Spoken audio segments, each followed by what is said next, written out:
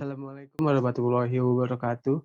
Perkenalkan, kami dari kelompok 6 ingin mempresentasikan hasil kerja kami. Ada nama saya Fatoni Ahmad dan teman saya Rizky Alif Nur Harmawan.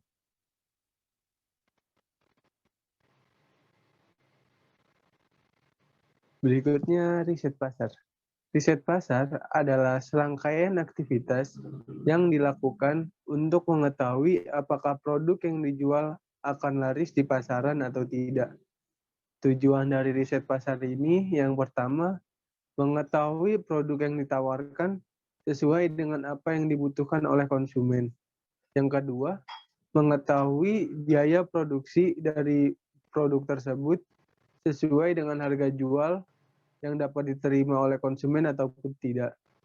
Yang ketiga, mengetahui bentuk promosi yang efektif untuk menarik konsumen. Kemudian yang terakhir, mengetahui apakah produk tersebut sesuai dengan kondisi dari si konsumen. Berikutnya ada metode riset. Yang pertama ada kuesioner, yang kedua ada riset group, yang ketiga ada survei, yang keempat ada observasi. Untuk metode riset sendiri yang kelompok kami gunakan yaitu menggunakan metode kuesioner. Ini hasil kuesioner dari kami. Yang pertama ada untuk produk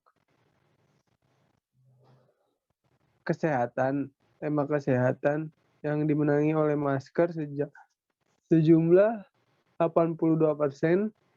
Berikutnya ada hoodie sebesar untuk tema pakaian sebesar 56%, dan ada es kopi susu sebesar 40%.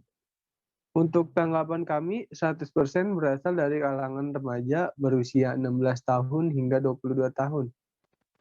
Dengan perbandingan perempuan sebesar 65% dan laki-laki sebesar 34%. Berikutnya untuk dari ketiga tema sebelumnya yang kami pilih untuk produk yang kami buat, yang pertama ada hoodie, yang kedua ada masker kain. Berikut ada profil perusahaan kami. Perusahaan kami berdiri pada tahun 2021. Perusahaan ini merupakan industri konveksi di mana memiliki motivasi untuk mengembangkan dunia fashion di Indonesia. Ini ada kontak perusahaan kami dengan moto "A Simple Design Made Unique". Di sini ada visi perusahaan kami. Yang pertama, menghadirkan produk yang inovatif dan unik. Yang kedua, membuat produk berkualitas tinggi. Dan yang ketiga, memberikan pelayanan yang cepat. Misi dan ada misi perusahaan kami. Yang pertama, menghadirkan tren baru di kalangan masyarakat. Yang kedua, mewujudkan daya tarik terhadap penampilan atau fashion. Yang ketiga, menjaga kepercayaan pelanggan. Ini ada sosial media kami di sini. Berikutnya ini adalah struktur organisasi dari perusahaan yang kami jalani.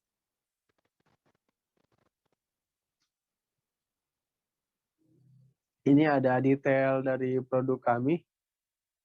Untuk produk hoodie berbahan flange atau katun dengan tali kupluk yang tidak mudah putus dan terdapat 2 lubang di bagian depan yang bisa digunakan sebagai kantung, serta bahan yang lembut dan nyaman saat dipakai. Dengan harga jika polos 135.000 untuk all size dan 150.000 untuk custom, bisa custom design ataupun warna.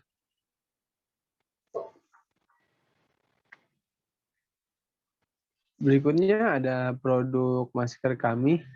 Deskripsi produk masker kami berbahan katun komit yang nyaman dengan karet yang elastis halus dan tidak mudah putus.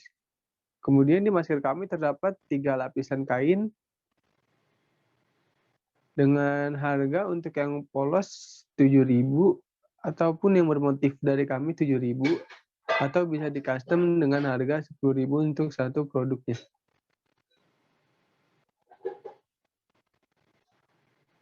Berikutnya ada kemasan produk. Untuk kemasan produk kami ini, yang pertama kami menggunakan bubble wrap untuk pengemasan jarak jauh untuk pengiriman-pengiriman yang mengakomodasikan menggunakan truk. Kemudian kami juga ada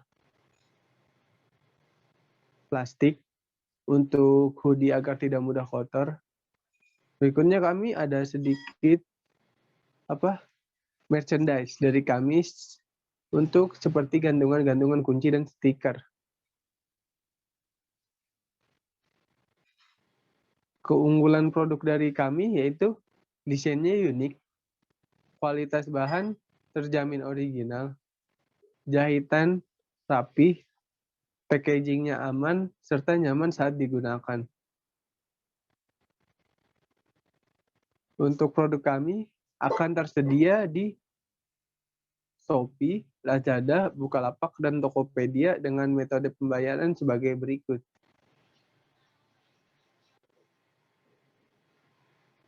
Ini ada contoh alur pembelian produk kami untuk marketplace Lazada.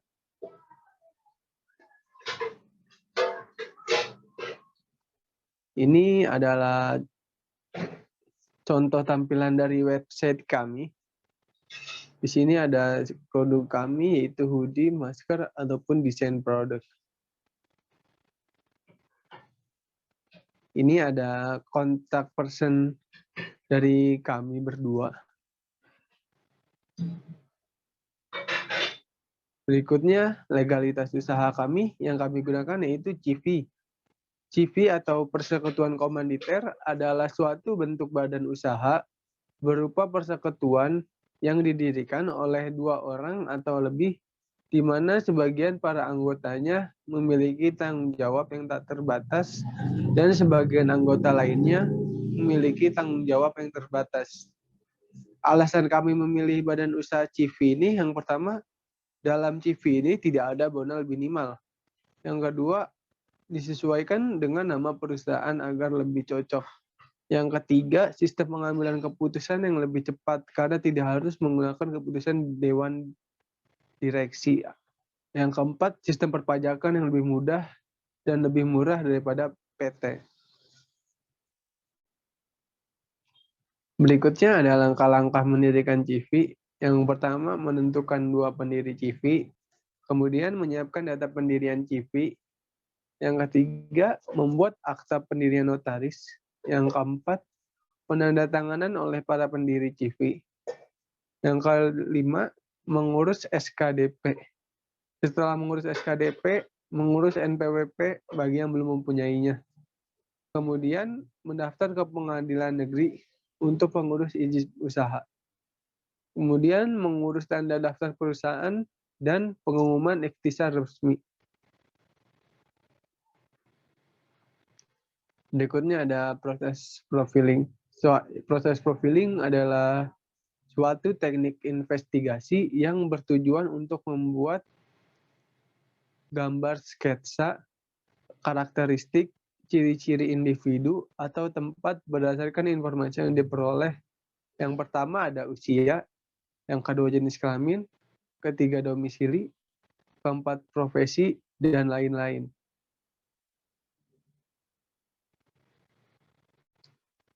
Berikutnya ada akses pasar dan pemasaran. Yang pertama, analisis pasar. Yang pertama, potensi dari pasar tersebut sendiri. Yang kedua, jumlah konsumen potensialnya. Yang ketiga, daya beli dari masyarakat.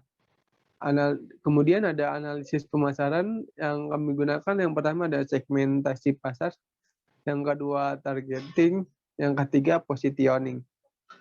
Selanjutnya ada forecasting. Nah, di sini kami menggunakan moving average dalam melakukan forecasting dan juga exponential smoothing. Nah, di sini ada perbandingan antara hoodie custom dan hoodie polos. Nah, di sini kami juga mengumpulkan berbagai data dari jurnal atau website yang menjual produk hampir sama. Nah, di sini ada data historis dari hard worker clothing industry. Di sini data historinya untuk bulan Januari sampai Desember 2016. Nah, ini untuk yang hoodie custom masih sama dari hard worker clothing industry. Ini untuk metode exponential smoothing. Oke, selanjutnya ada nilai errornya. Nah, setelah melakukan forecasting, terdapat nilai error. Nah, yang pertama itu ada moving average 3 bulan. Nah, di sini ada 2 produk, yaitu hoodie dan masker. Nah, di sini ada 2 tipe juga, ada yang custom, ada yang polos. Nah, dapat dilihat di sini juga yang nilai errornya lebih kecil itu pada masker polos, yaitu 12,30 untuk MAD-nya. Nah, di sini untuk exponential smoothing-nya, untuk produk hoodie ini, untuk yang nilai errornya lebih kecil yaitu ada pada masker polos juga sama. Nah, selanjutnya ada aspek teknik dan teknologi. Nah, untuk aspek teknis dan teknologi ini berkaitan dengan beberapa aspek yang ada di perusahaan nih. Contohnya di sini ada denah perusahaan. Nah, di dalam denah perusahaan ini terdapat beberapa entitas, yaitu ada pos keamanan, area parkir, unloading area, ruang APD, kantor, operator, ruang kepala gudang, musola, toilet, quality control, sortation, packaging. Nah, untuk area yang terpenting itu ada area pemotongan, ruangan jahit, bulk stacking untuk menyimpan bahan baku, dan racking untuk menyimpan produk jadi. Selanjutnya yang terakhir itu ada loading area. Nah, di sini terdapat SOP atau Standard Operation Process yang merupakan di sini ada proses produksi pada CV candul konveksi. Nah, yang pertama ini sini ada keterkaitan aktivitas antara admin, pegawai, bagian pemotongan, bagian jahit, bagian quality, bagian steam, dan pegawai gudang. Dan di sini juga terdapat dokumen-dokumen yang terkait, ada PO, kartu stok barang, surat pemberitahuan, daftar ukuran potong, kartu stok barang, dan di sini juga terdapat deskripsinya juga. Di sini bahwa bagian admin contohnya bagian admin memeriksa pembelian barang berisi nama, jenis, dan jumlah barang berasal dari supplier. Selanjutnya ada SOP perekrutan karyawan. Nah, di mana di sini itu tertera bahwa di sini ada definisi. Definisi ini mencakup dengan job spesifikasi, yaitu kualifikasi atau persyaratan yang dibutuhkan untuk menjalankan tanggung jawab atau tugas yang disebutkan dalam job description. Nah, di sini juga terdapat kontrak kerja yang dimana merupakan suatu kesepakatan yang terjadi antara pekerja dan pengusaha, baik dalam bentuk tulisan maupun lisan, yang memuat poin-poin dari hak dan kewajiban dari kedua belah pihak sesuai peraturan perundangan yang berlaku. Nah, di sini juga ada tujuan. Nah, untuk tujuan perekrutan sendiri itu sebagai standar bagi penanggung jawab atau admin yang berhubungan dengan aktivitas perekrutan karyawan. Nah, di sini untuk jenis aktivitasnya. Di sini untuk jenis aktivitasnya ini perekrutan karyawan mempunyai prosedur yang berstandar untuk menyediakan sekumpulan calon tenaga kerja agar membantu kenaikan nilai perusahaan. Nah, selanjutnya di sini juga ada bagian yang terkait. Bagian terkait itu ada HR atau Human Resource. Yang kedua itu ada manajer departemen terkait. Nah, yang terakhir itu ada proses flowchart-nya, narasi atau diagram alirnya. Nah, di sini ada OPC atau peta proses operasi. Nah, di sini ada produk masker, di mana di sini melakukan aktivitas yang pertama itu pemotongan sesuai pola, yang kedua penjahitan menjadi masker, penjahitan tali pada masker, pemeriksaan masker, lalu dilakukan penyimpanan. Nah, untuk di sini yang produk kedua ada hoodie. Nah, di sini menggunakan bahan katun dan dilakukan pemotongan sesuai pola, dilakukan pemotongan menggunakan gunting, lalu dilakukan pengobrasan, dan yang terakhir dilakukan pengesteaman, lalu produk disimpan. Selanjutnya ada aspek SDM dan keuangan. Nah, untuk aspek SDM ini mencakup sumber daya manusia yang ada di perusahaan dan juga peralatan-peralatan yang terlibat dalam perusahaan. Nah, di sini ada biaya praoperasi. Nah, untuk biaya praoperasi ini terdapat investasi harta tetap, investasi harta tak berwujud, total biaya investasi, modal kerja, dan total biaya proyek. Lalu persentase di mana kita mengeluarkan modal sendiri dan modal kredit. Itu kemungkinan modalnya bisa kembali atau tidak nantinya. Nah, di sini ada biaya operasi. Nah, sini itu biaya operasi ini menghitung biaya pokok produksi, biaya usaha atau BU. Nah, biasanya untuk biaya usaha ini mencakup gaji karyawan dan biaya sewa. Nah, lalu sini ada total biaya usaha. Lalu selanjutnya ada biaya operasi per tahun. Nah, untuk biaya operasi per tahun itu biaya pokok produksi ditambah dengan biaya usaha. Lalu yang terakhir ada kebutuhan modal kerja. Dan yang terakhir itu ada total biaya operasi. Nah, selanjutnya ada perhitungan biaya rugi laba, yaitu di mana di sini ada rencana penjualan, harga jual, hasil penjualan, biaya pokok produksi, total biaya produksi, laba kotor, biaya usaha, total biaya usaha sebelum penyusutan dan amortisasi, total biaya usaha, laba usaha, biaya bunga yang diasumsikan 13,5%. Untuk labanya itu laba sebelum pajak dihitung dari laba usaha dikurangi dengan biaya bunga. Dan ada pajak lagi sebesar 12,5%. Nah, untuk perhitungan laba bersihnya sendiri itu berasal dari laba sebelum pajak dikurangi dengan pajak 12,5%. Nah, di sini juga terdapat tahun-tahun periode dalam melakukan operasinya dari tahun pertama dari tahun 2017 sampai tahun kelima yaitu tahun 2021. Nah, di sini ada biaya penyusutan. Nah, untuk biaya penyusutan sendiri itu termasuknya itu harta tetap, di mana yang pertama itu ada mesin dan peralatan, yang kedua ada inventaris kantor dan pabrik, yang ketiga ada kendaraan.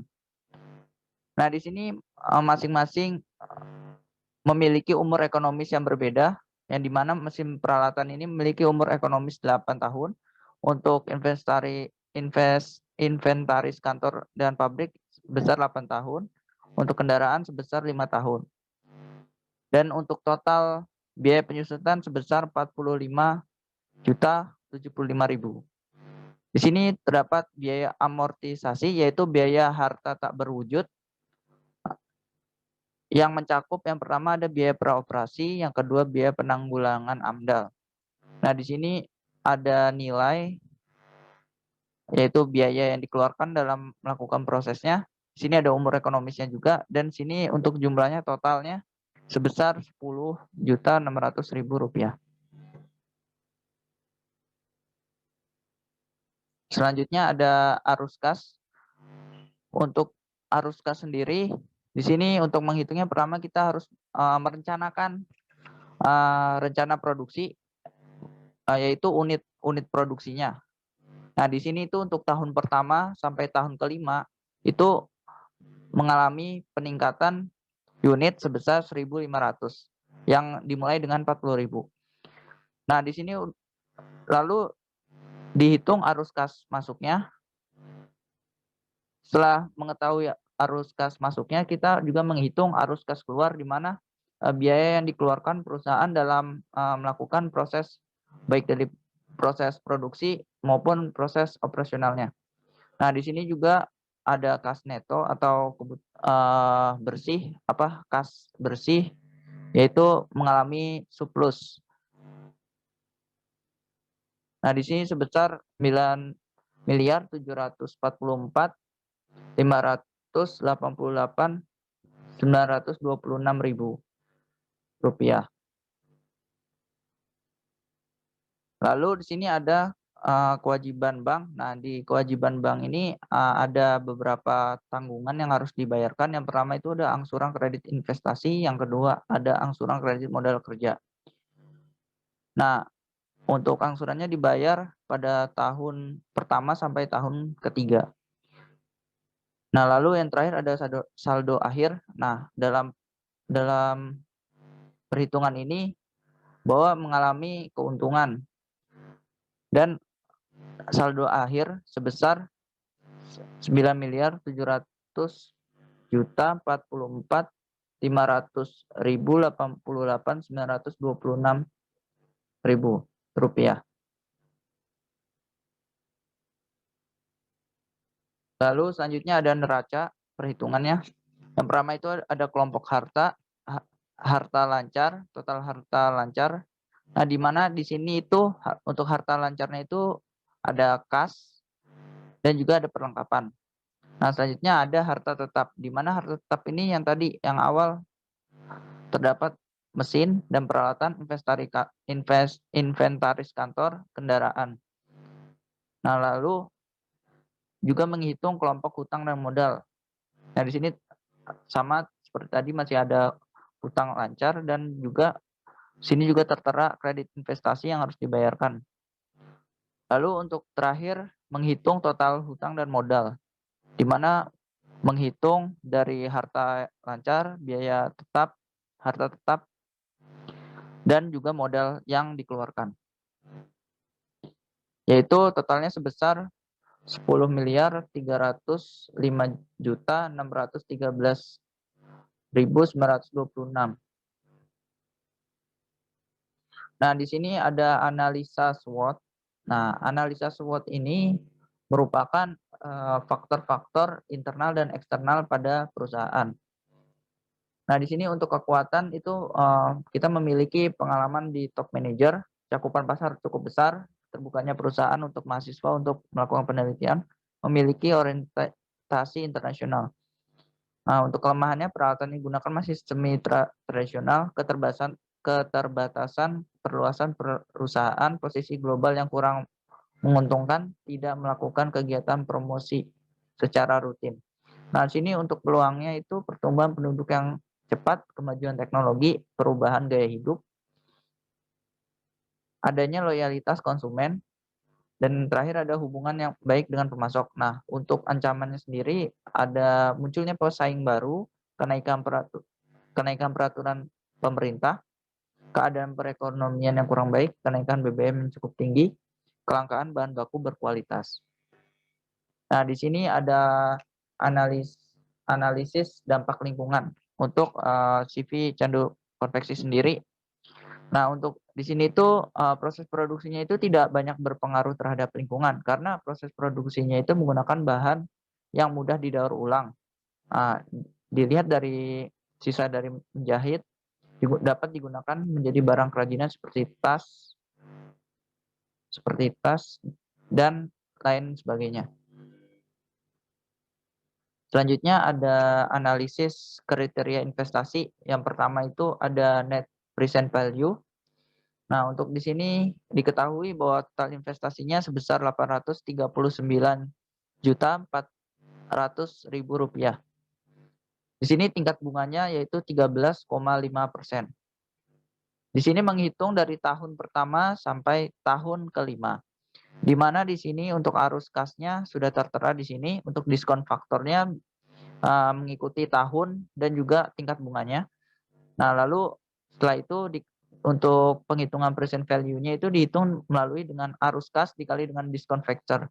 Lalu dijumlahkan keseluruhannya menjadi net present value.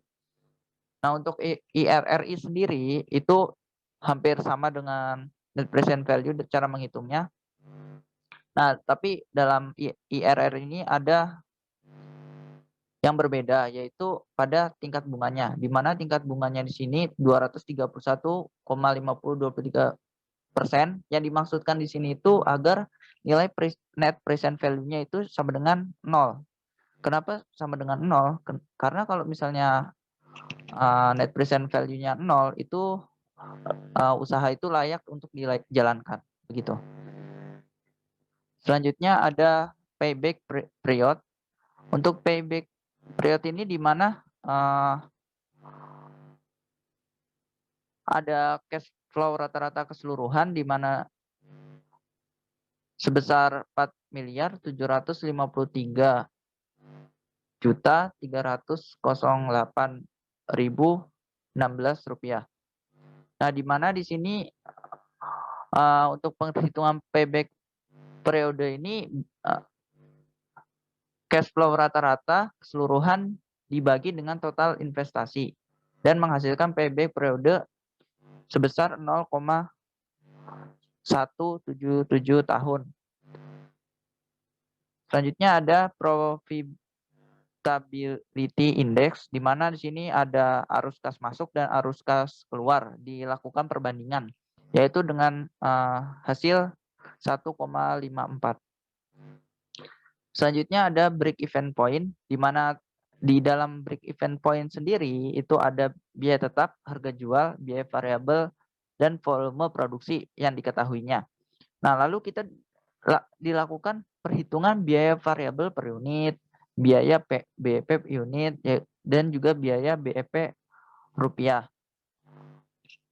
Nah, hal tersebut dilakukan untuk mengetahui apakah bisnis atau usaha yang dijalankan itu mengalami keuntungan atau tidak. Selanjutnya ada average rate return, yaitu rata-rata kembalinya aset yang kita investasikan.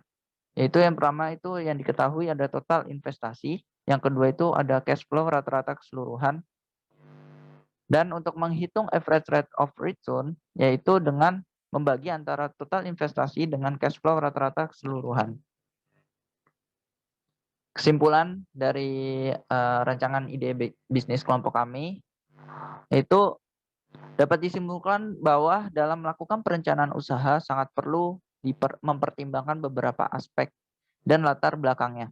Perencanaan harus diawali dengan pengetahuan terhadap pasar, produk, objek, dan aturan yang berlaku saat membuat bisnis. Langkah awal dimulai dengan melakukan riset pasar menggunakan metode yang tepat. Metode tersebut membantu kita menemukan objek riset yang benar dan lebih spesifik. Hasil riset yang muncul harus dipertimbangkan secara matang dan baik dengan memperhatikan keuntungan serta kerugiannya. Setelah mengetahui hasilnya, kita bisa mulai merencanakan ide bisnis.